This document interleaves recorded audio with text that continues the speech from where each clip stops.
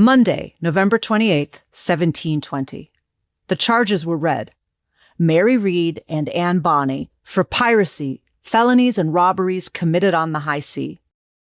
They stood before the bar accused of agreeing to rob, plunder, and take all such persons on the high sea as they encountered. Welcome to Journey Through Time. Today, we're diving into the early 18th century Caribbean and the golden age of piracy. This is the extraordinary story of Anne Bonny and Mary Read, two women who rejected traditional feminine roles, dressing as men, swearing, smoking, drinking, and fighting alongside male pirates like the notorious Calico Jack Rackham. Their story is a window into the reality of pirates in the Atlantic world, outcasts, rebels, and survivors shaped by war and by poverty. It's about people trying to outrun a system that was built to control them in a lawless, unstable frontier society. Bonny and Read defied the gender expectations of their day, choosing violence and disrupting the social order in ways that were deeply transgressive, yet undeniably seductive. Strip back the legend, and their reality reveals a world in flux where, for a moment, rebellion felt possible. This episode of Journey Through Time is brought to you by family history website Find My Past. Today's episode draws on one of the most revealing records in British history, the 1921 census, accessed through Find My Past's archive, the perfect starting point to explore your family tree. Find My Past doesn't just record names. It captures people's lives. It captures their homes, their work, the fabric of their daily life in the ways that we've been talking about. You can see entire households frozen in time, a name, an occupation, even how many rooms there were in their house. And David, you and I have both used Find My Past for years in our own work. It's where family history is understood. It's where we find the records that reveal the decisions, the struggles, the lives that we're looking into. Yeah, if you've ever wondered what shaped those who came before you, how they lived, what they did, what they went through, who they stood beside. You can start uncovering those stories today in collections from censuses, military rolls, and parish registers. It's just waiting to be discovered. Visit findmypast.co.uk/journeythroughtime to take a free trial and get 30% off their most popular subscriptions and start understanding your family history. Free trial auto-renews after 7 days unless canceled. Terms and conditions apply.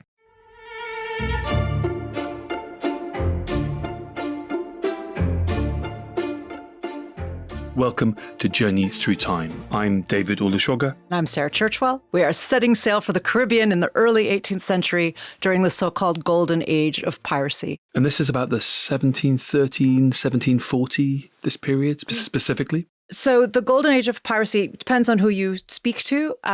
Some people say it's as narrow as 1716 to 1726, so that we're right in the heart of it. Other historians will stretch the period and say it's more like 1660 to 1730. But we're squarely in the heart of the golden age of piracy in 1720, 1721, with this story about Anne Bonny and Mary Read, these two women who turned to piracy. They were actual pirates on the high seas. They dressed as men, they swore, they smoked, they drank, and they fought together alongside male pirates. And as we heard in that report, eventually they were captured off the coast of Jamaica with the notorious pirate John Rackham, who, as all good pirates should, had a nickname. He was known as Calico Jack, and they were captured with him. And as we heard, they were tried for piracy on the high seas. There's so much about piracy which is just layered with myth and legend, but these two women are real historical characters. There's no doubt that they existed and no doubt that they were pirates. Absolutely. They were the real deal. So certainly their story has been embellished with legend in the ways that you've said and that we'll talk about as we tell their story. But the details of their trial, the basic fact of their having committed piracy at sea is, as you say, beyond dispute. They were women pirates and their story is really extraordinary. Although Anne Bonny and Mary Read, as we're saying, are exceptions in some ways, their story certainly opens up a window onto the reality of pirates in the Atlantic world, in the Caribbean at this time. They were all outcasts, rebels, survivors. They were shaped by war. And pirates are really a frontier society. This is a world on the edges of empire, and these people are escaping from the norms of empire, including these women. Anne Bonny and Mary Read stood out in this world because they were women, but they weren't alone. It was a lawless place, as we know. We know that about pirates at least. But the reality of pirates maybe isn't exactly the myth that everybody has in their mind, because a lot of the people who turned to piracy did so because the imperial order didn't really have a place for them. So you have the displaced, you have escaped slaves, you have deserters. It isn't just about plunder. It's about people who don't fit into a system that was, at the time, increasingly repressive. And their story is going to reveal how pirates actually operated. And there, again, it's a story of things that are legends and many things which are as surprising as the legends, but absolutely true. The way they organize their raids, the way they organize their ships as almost like little republics. But we can't get past the fact that these are two women. And when you ask someone to describe a pirate, they don't describe a woman. And there's good reason for that, because Anne Bonny and Mary Read were not the only women who lived such lives, but they were certainly not the norm, right? I mean, this is an extraordinary story. There were a few remarkable women who defied the gendered expectations of the day. Women in men's clothes, women with weapons, women who choose violence. And even today, those stories are still seductive. They're still transgressive. We like stories about warrior women for a reason.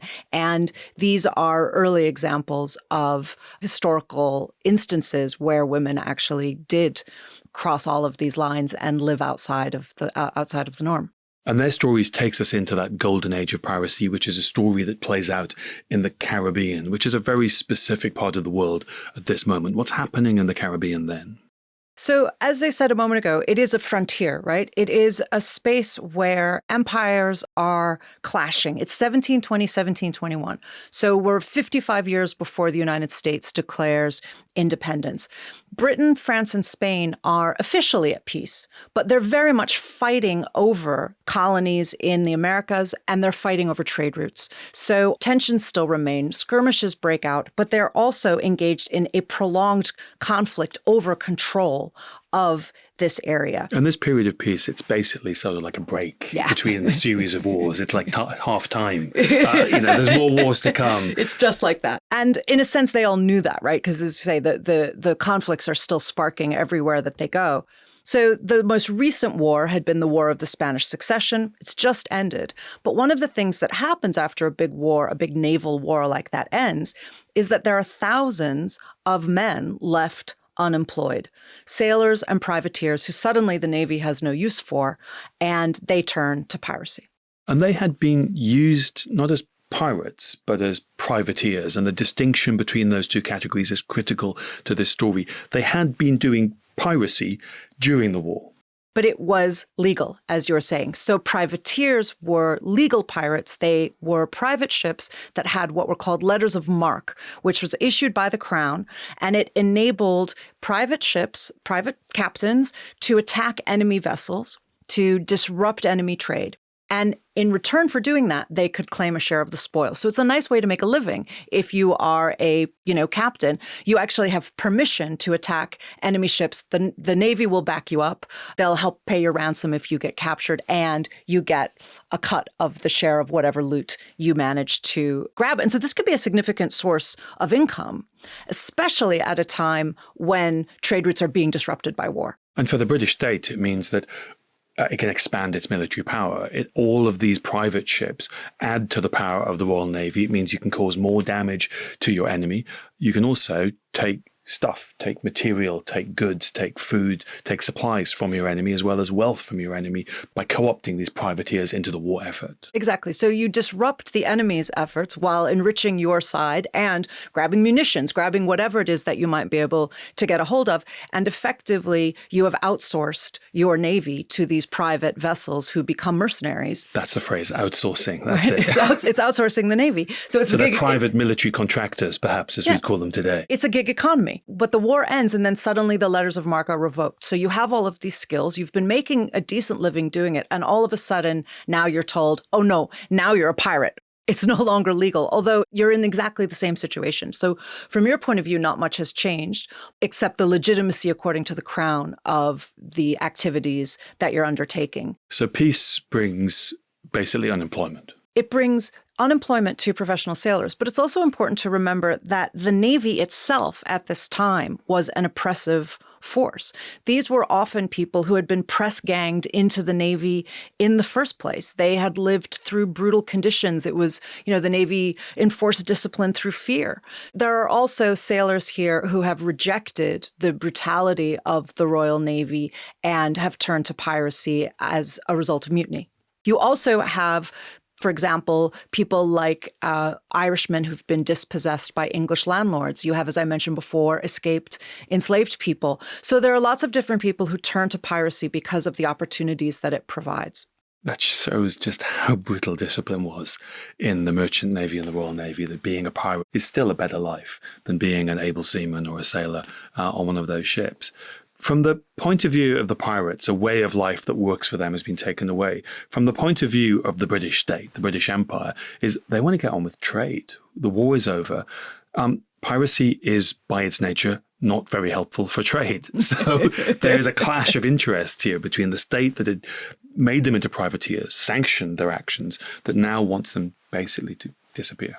But ironically, at the same time, as the trade routes are expanding, that also makes it more appealing for pirates because more ships means more targets. They've got more potential plunder. So the conflicts of interest only grow as the trade is growing as well. But yes, the British Empire is not about to let the pirates get away with this for very much longer. And so we come into this story as really the golden age of piracy is at its peak and its days are seriously numbered. So to step back and look at the kind of ingredients of this stew, you have thousands of unemployed, effectively pirates who are used to the violence, who have the ships, who are accustomed to that way of life. You have an alternative, which is a brutal life as a sailor, and you have an increase in trade, more ships, more targets for piracy across the seas. The government and the king try to defuse this situation by offering a pardon to some of the privateers. We'll forget what you've been doing when there's a war. Now it's peace. Behave. Some accept that offer, but many don't. And some of them are directly in opposition to the Hanoverian state, right? This is we're under King George at this point. Some of them indeed support the Jacobite cause. They are rebels against the Hanover kings. This is the Stuarts, the alternative monarchs of Britain who've been overthrown. Absolutely. And so some pirates even fly the red Jacobite flag, symbolizing their rebellion against the Hanover state. So they see themselves very much as rebels against the crown. And so they're not necessarily interested in the offer of pardons. But some of them, as we're saying, also aren't interested because they prefer the life that they've created. Some take the pardon temporarily and then return to the life of a pirate at sea, which is what one of the protagonists of our tale, Captain Jack Rackham, in fact did. And it's this world in the Caribbean in the early 18th century that we find Anne and Mary. But what do we know about their early lives, how they came to be there? There are only a handful of sources for this story, and it's important in listening to this story that we understand where it all comes from, partly because, as we were saying at the beginning, we do want to tease out fact from fiction, legend from historical fact. The key factual source for the story is the one that we began with, the 1721 trials of Captain John Rackham. There are also a few contemporary newspaper reports and pamphlets that corroborate this, so we know that these women did engage in piracy, as we were saying.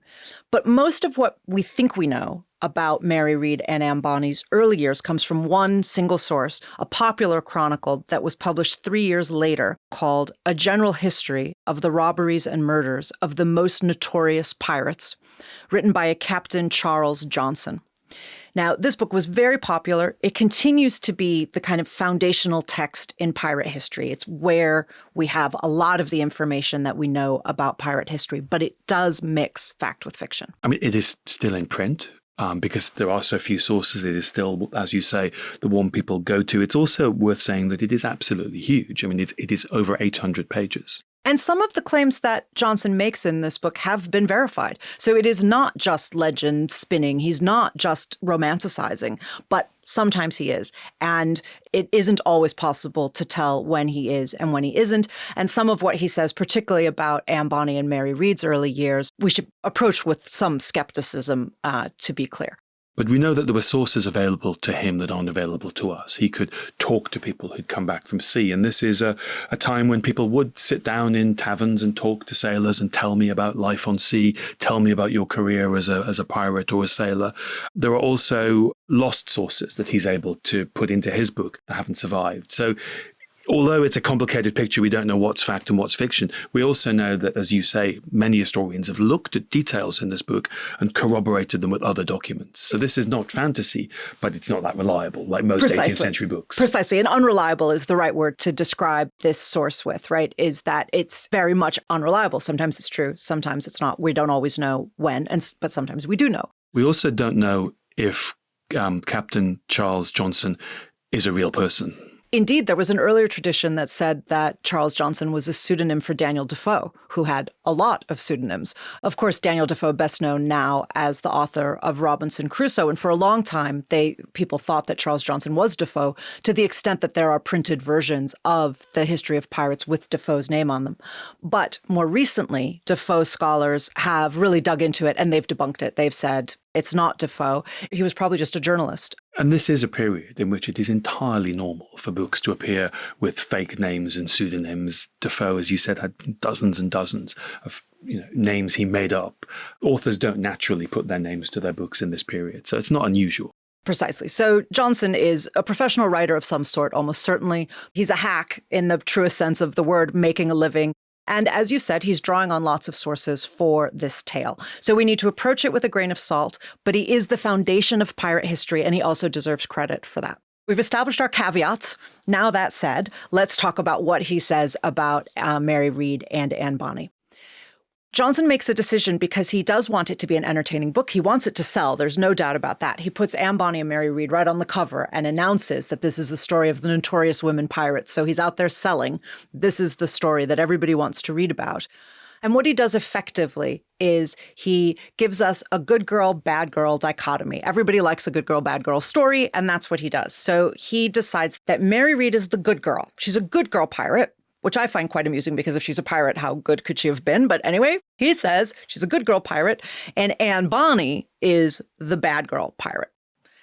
So, for example, he says that Mary Read didn't really want to be a pirate. She sort of had to become a pirate so he can maintain her virtue to a certain extent. He also importantly insists that she's monogamous. So she's virtuous in 18th century terms, whereas bad girl Anne Bonny has lots of lovers. She's violent. She gets into fights. So she's basically born to be bad.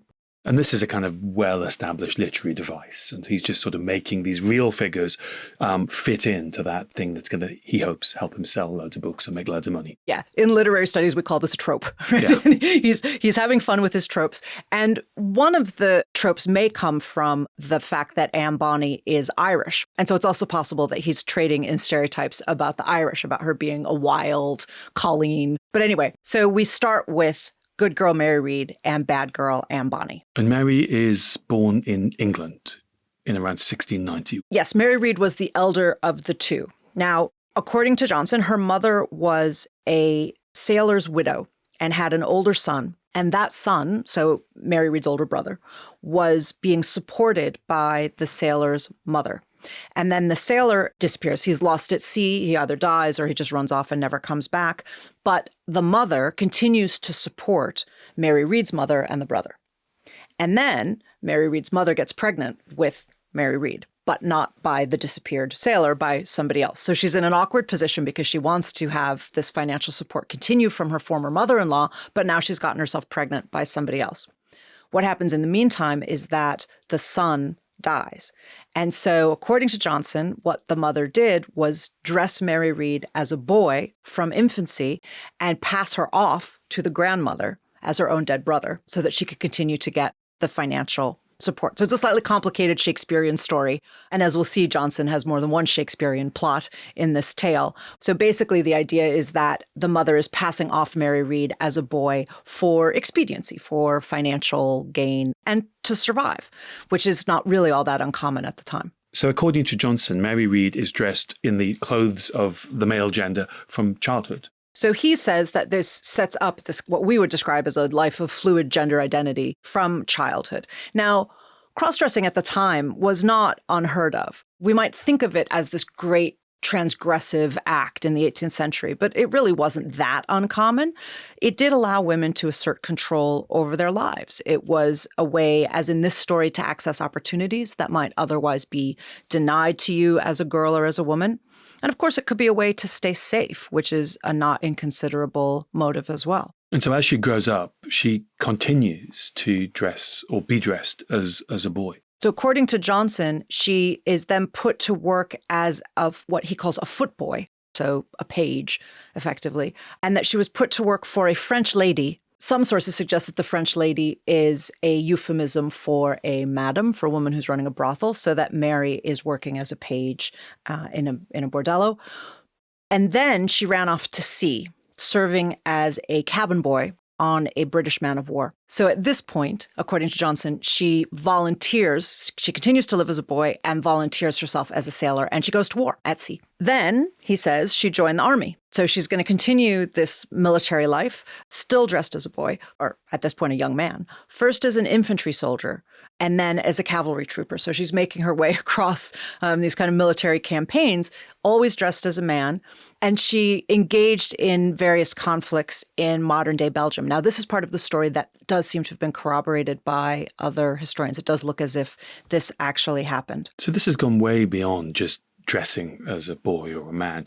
She's now broken the sort of gender rules of the 18th century or the late 17th century, and she's gone to war. She is repeatedly going to war. She is a professional soldier, and she is dressed as a man. And from the accounts that we have, she was taken as one. It's not clear how she protected her identity, but she seems to have done so. And that's not unique. There are other women around this period and later who also dress as soldiers and who go off and have adventures and take part in wars, because it's one of the few ways of having a more interesting life if you're a young woman. If you don't want to be constrained by the very narrow rules of the day. And of course, those rules apply particularly to the middle class and the upper classes. But if you're from a working class or poor background, your opportunities are so curtailed.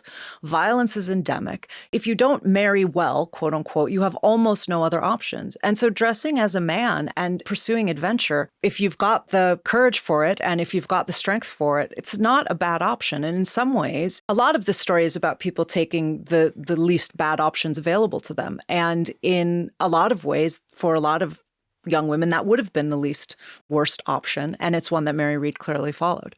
It's not unique. We know the names of other women who dress as men, who go to war, who become soldiers. And so she's in Belgium at war, surrounded by other soldiers, part of the British Army.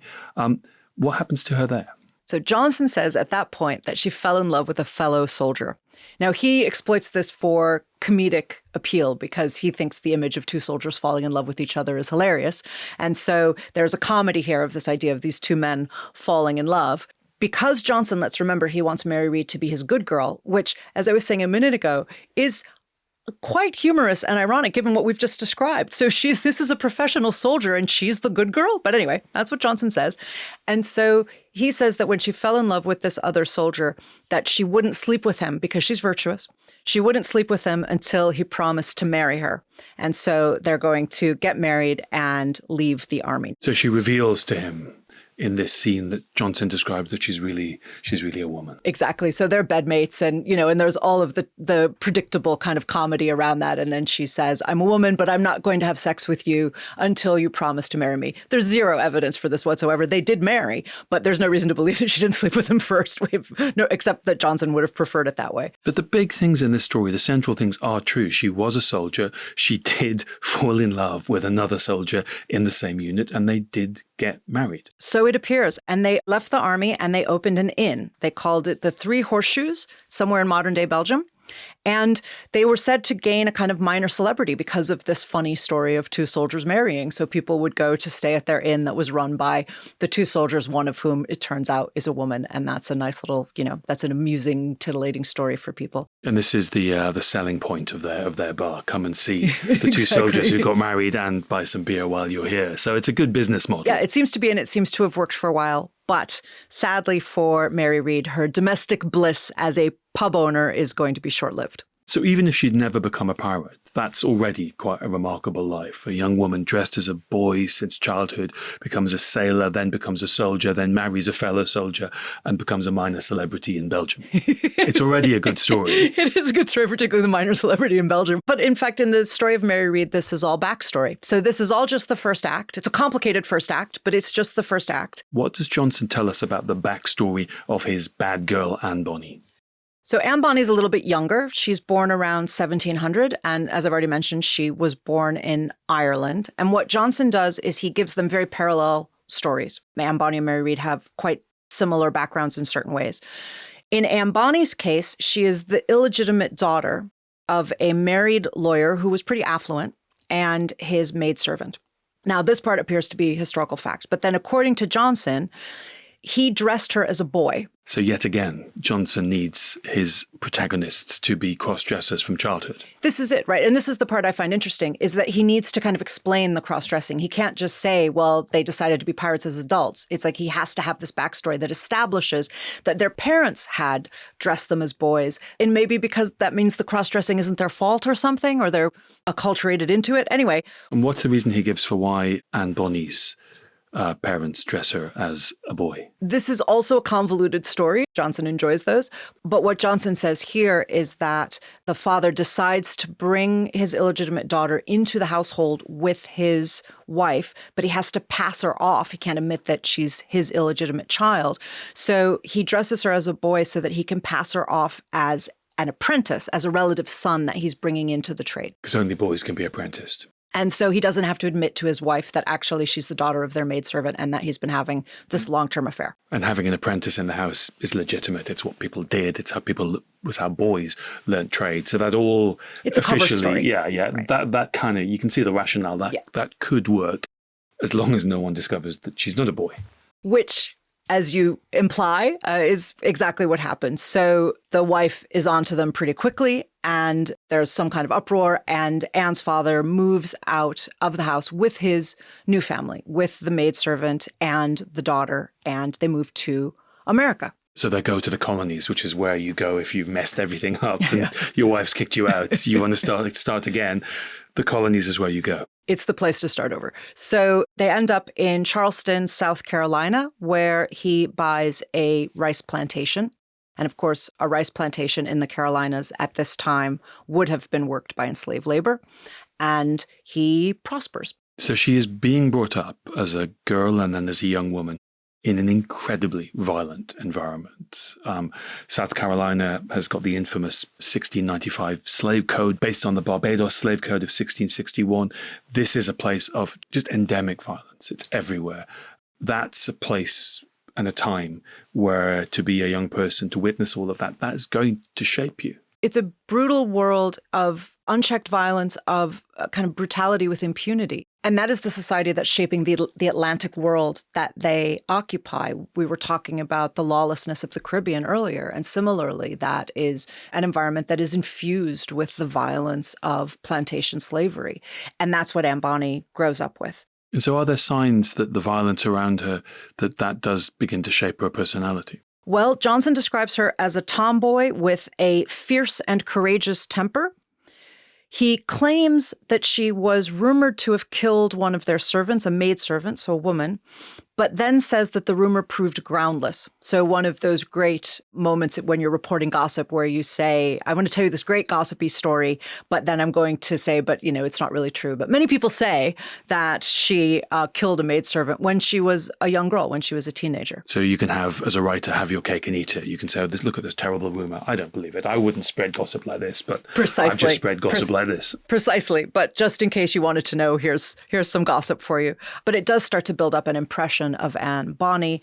The other fact that he reports about her adolescence is, he says, and I'm going to quote from his record now, he says, once when a young fellow would have lain with her against her will, she beat him so that he lay ill of it a considerable time. Now that's flowery 18th century language, but it's pretty clear what's happened. He would have lain with her against her will. In other words, he attempted to rape her and she beat the hell out of him. I think it's a moment worth pausing on because it isn't just that it's the flowery language, as you say, but also it shows how casually they treated sexual violence, that he just sort of says he would have done this. He wanted to lay with her against her will, and that she beat him up, beat the crap out of him so badly that he, took a long time to recover. It is a world of casual sexual violence, as that makes clear. And Anne Bonny appears to be somebody who wasn't standing for it. So although for Johnson, she's the bad girl, it will not surprise you, David, to hear that I rather like this part of the story. Not that somebody tried to rape her, obviously, but that she beat the hell out of the guy for trying. It's pretty good.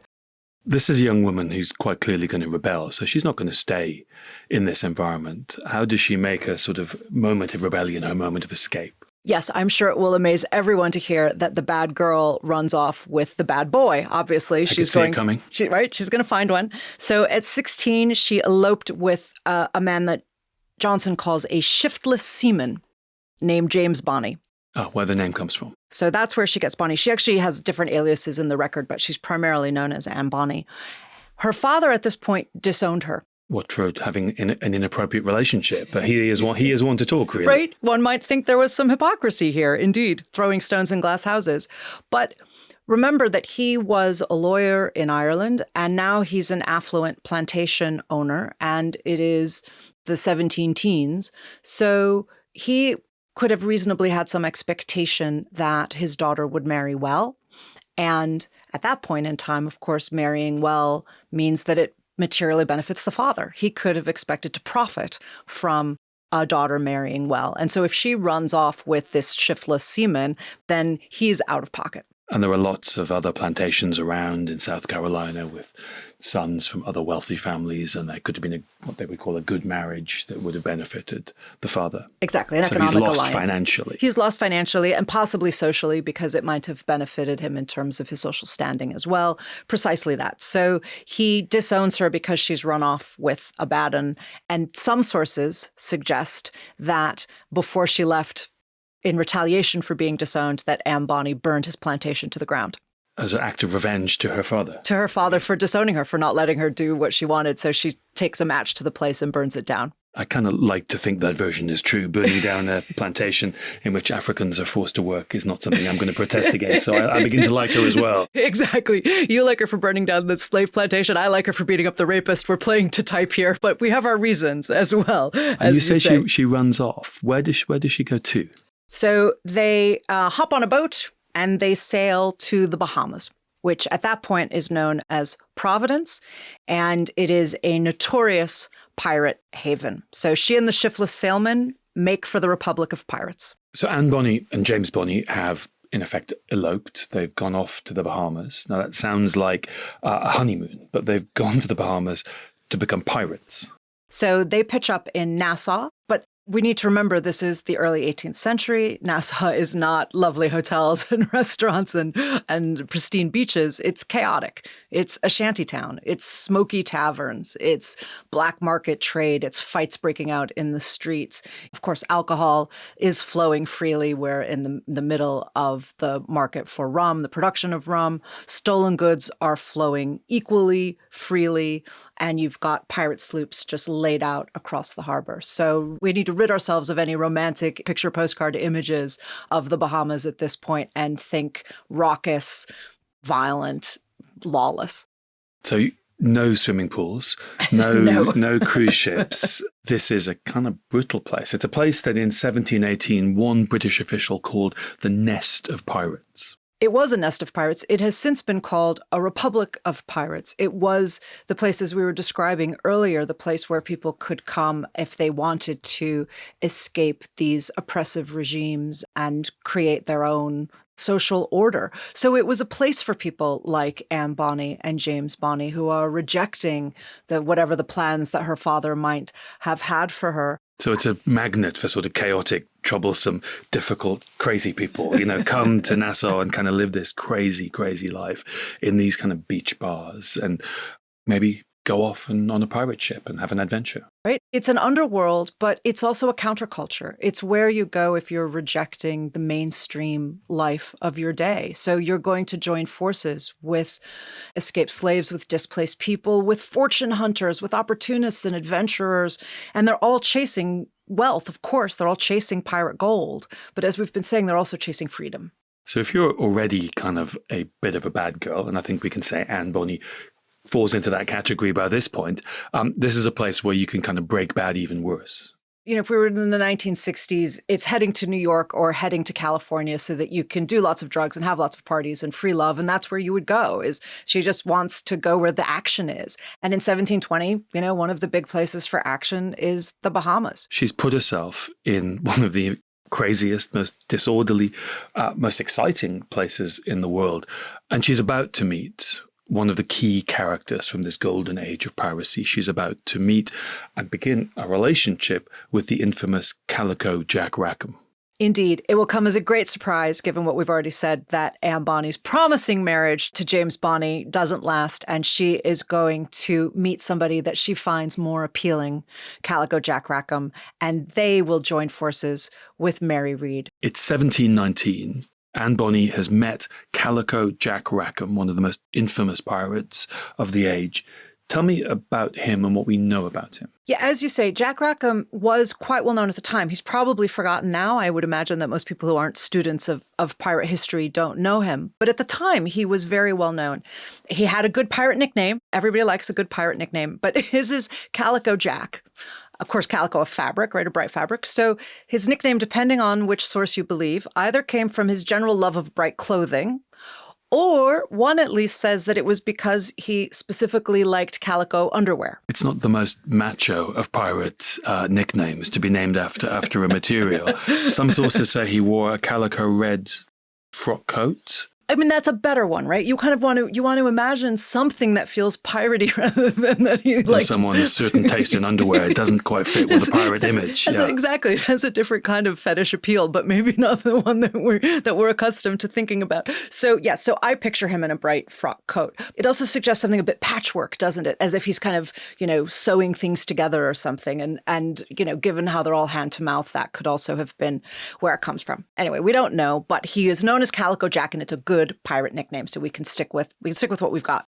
And he has pirate pedigree by 1719 by the time Anne meets him. Absolutely. So not only has Calico Jack been forgotten, but an even more famous pirate at the time, who was called Charles Vane, was his pirate captain. So Calico Jack was second in command to Charles Vane. Now, Charles Vane, who did not have a nickname, disappointingly, maybe he was too brutal to bother with anything so frivolous as a nickname, I'm not sure. And as Vane got into trouble with the authorities, because remember, we're now entering a period where the British Empire is cracking down on piracy, Rackham helped lead a mutiny against Vane and takes over. So a good classic pirate story, throws the old captain off the ship and takes control of the crew and becomes Captain Jack Rackham.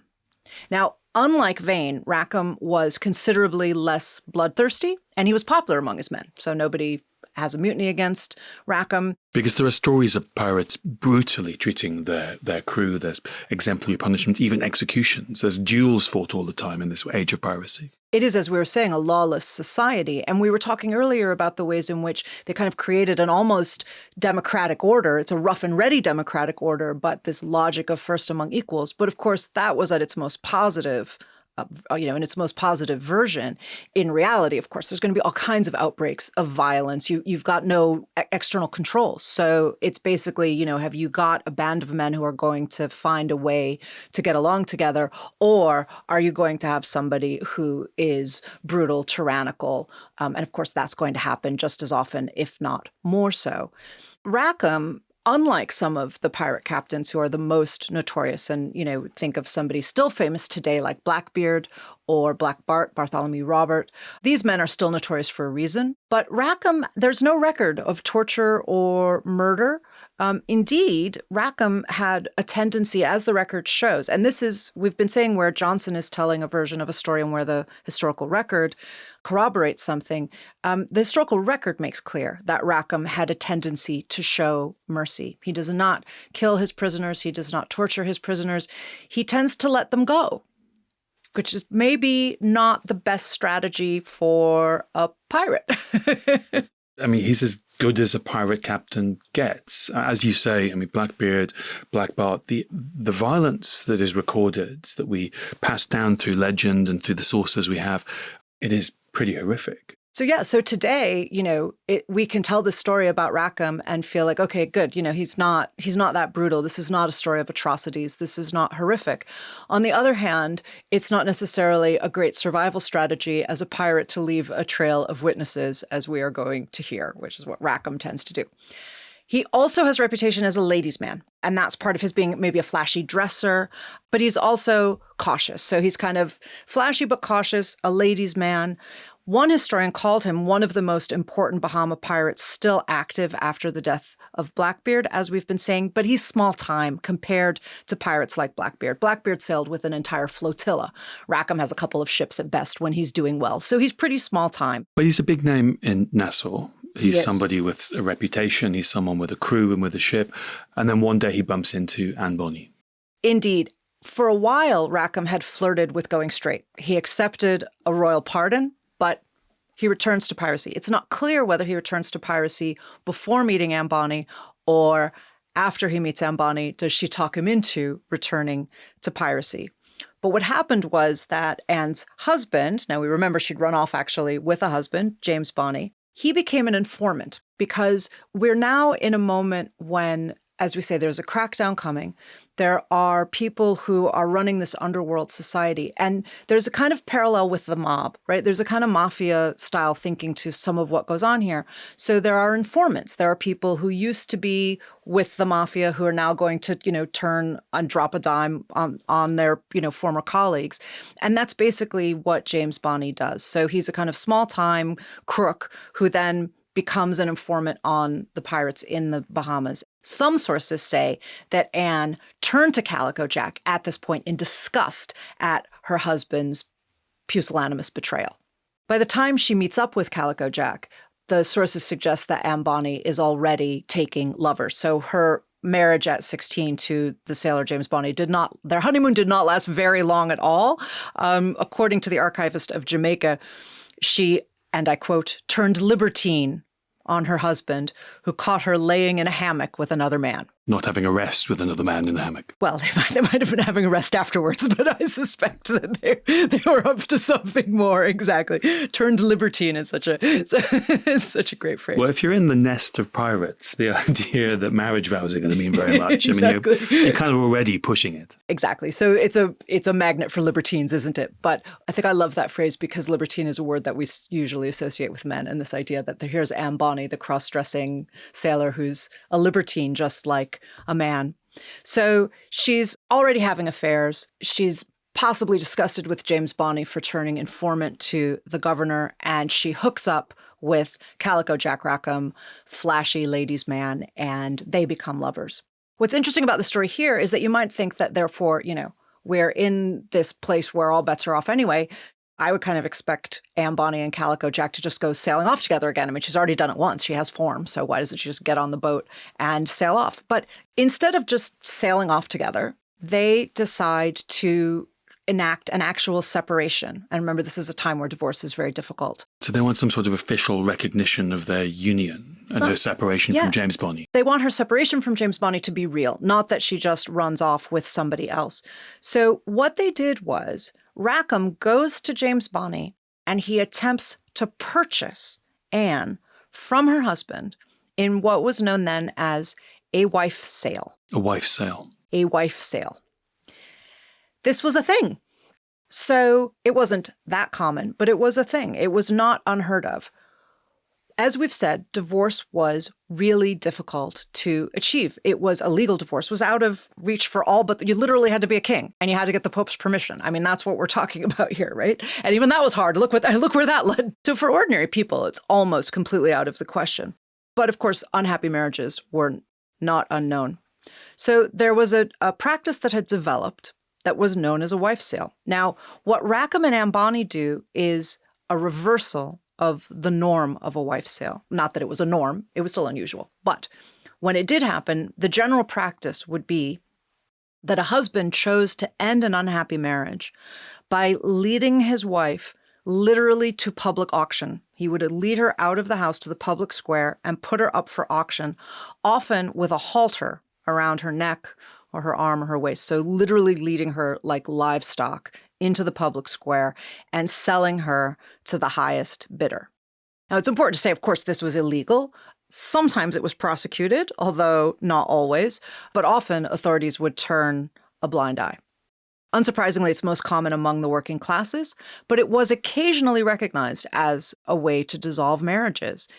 We might think it's completely unheard of or this, very outre custom, but it features in even canonical works like Thomas Hardy's novel, The Mayor of Casterbridge, where there is a wife sale at the center of it. So we might think that it's completely forgotten, but it's kind of waiting there to be noticed when we go back to the sources. And what Calico Jack and Anne want to do is something a bit different. They're trying to have their new relationship and her separation from James kind of given some sort of official stamp. This is going to sound like a really weird thing to say, but it's a slightly feminist take on the wife sale because she's using it as a way to claim her own sexual agency by all accounts. It isn't just that Calico Jack does this, off his own back. It's that he and Anne Bonny together are saying to her husband, basically, can we buy her out of the marriage? James Bonny, her husband, refused the deal, however. And in fact, Anne Bonny and Calico Jack so clearly wanted to have a separation that was recognized that she actually appealed to the governor for recognition of the separation. The attempt at a wife sale failed, but so did the attempt to get the governor's permission. What was the governor's response? The governor not only denied her request, he threatened to publicly flog her. So at that point, they did just run off together. So she and Calico Jack fled and they chose a life at sea, and he went back to piracy and she joined him. So she joins him on his ship, a pirate ship, as his kind of common law wife, but also as a pirate. She was a full member of Rackham's crew by all accounts, and she was dressing as a man while they were engaged in piracy. So she would wear women's clothes like on her days off. But when they were actually engaging in piracy, she would dress as a man, and she was a member of Rackham's crew. She actually became pregnant. She gave birth to Rackham's child in Cuba. So he basically parks her in Cuba. She bears his child. But then, interestingly, you would think, surely he would just keep sailing and, she would never see him again. But he came back and collected her. And it's not at all clear what happened to the child. She appears to have left the kid behind in Cuba.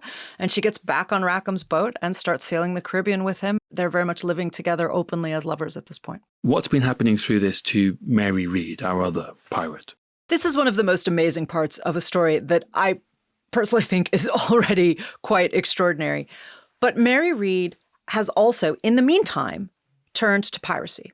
Now, surely you would think, as a skeptical historian, this has to be romance. This has to be Johnson doing some of his fictionalizing. But it appears to be the case. Mary Read had turned to piracy. Remember, we last left her enjoying minor celebrity in Belgium as the wife of a soldier at their inn. But her husband then dies, and the inn quickly fails, probably because it no longer has the draw of two soldiers who got married. The two soldiers who got married, which was their USP.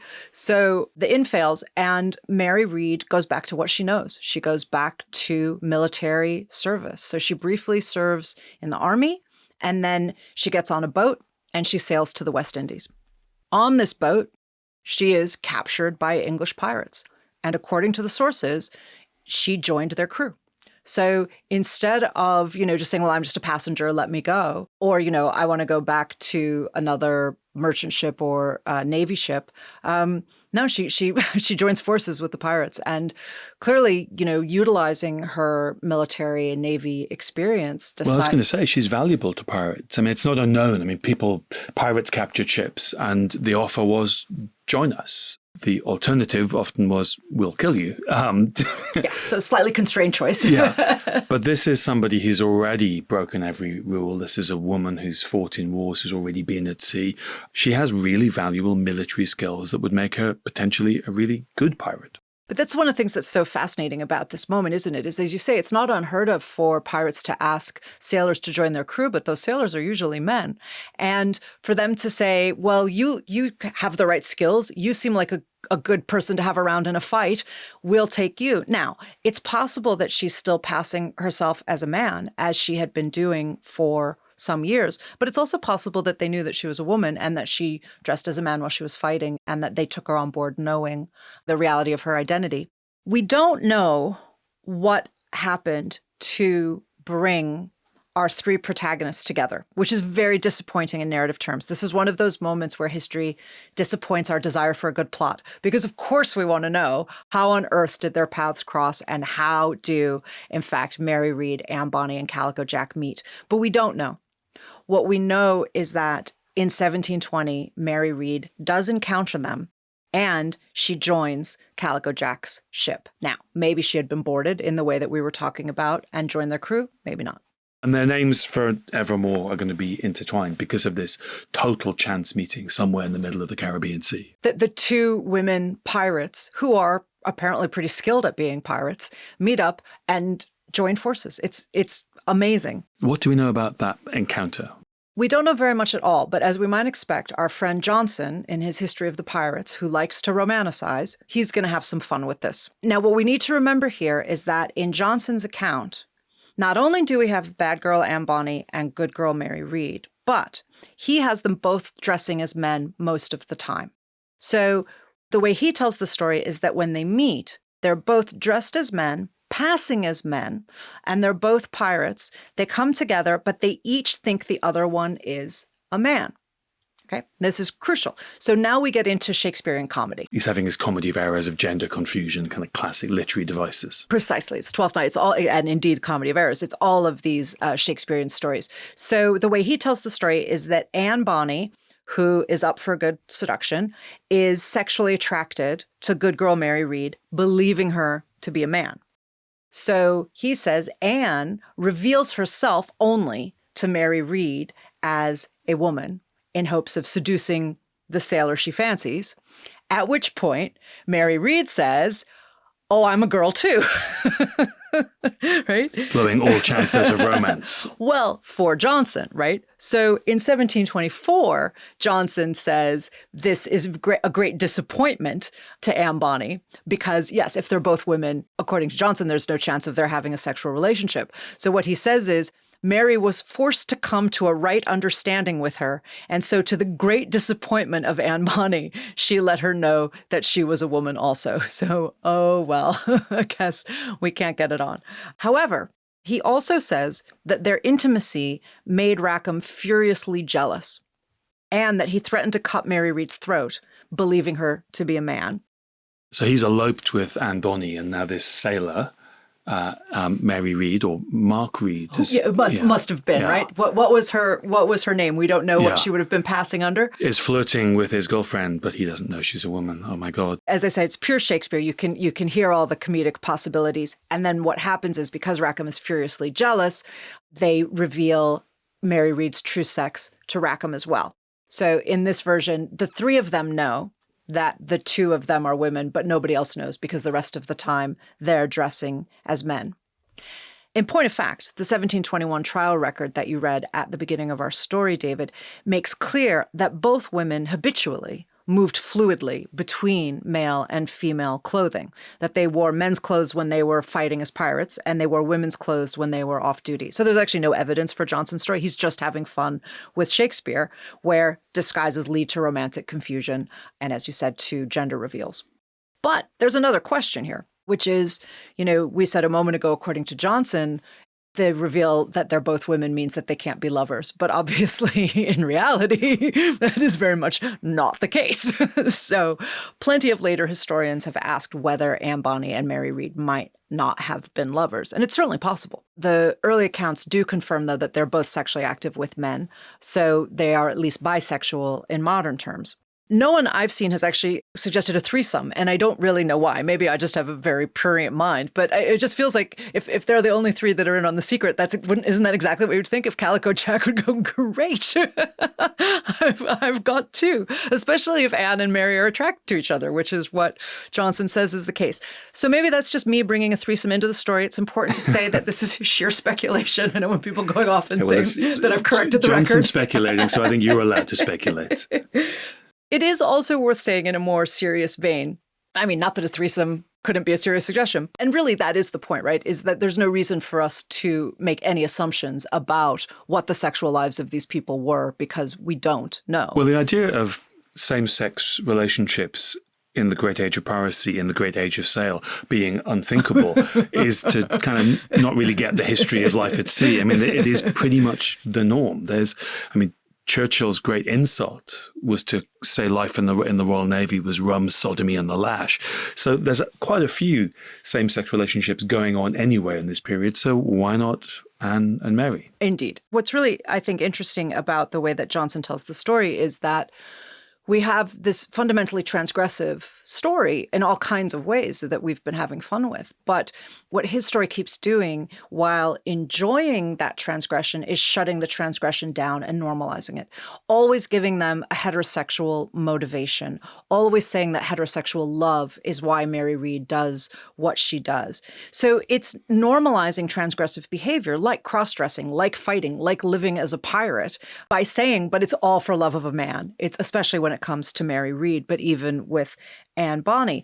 But as you say, it's not only the case that life on the high seas, there was plenty of same-sex activity and lots of other kinds of sexual activity as well. It's important to say that this is also a time in which, we've said earlier, working class women did take on male identities to survive, but other women across all classes dressed as men to be with women that they loved. I mean, this is absolutely how they pursued same-sex love at the time. So there's absolutely no reason for us to discount that possibility with Anne Bonny and Mary Read any more than there is to assume that it's the case. We simply don't know. Whatever their relationship, they are now pirates. They're out at sea on a pirate ship. They have joined forces, and the time has come at last, David, for some daring do on the high seas. They are going to sail off in search of plunder. Well, piracy is rarely a long-term option, and their luck may well run out. So join us next time on Journey Through Time to discover the fates of the two great female pirates of the golden age of piracy, Anne Bonny and Mary Read. Thanks for listening.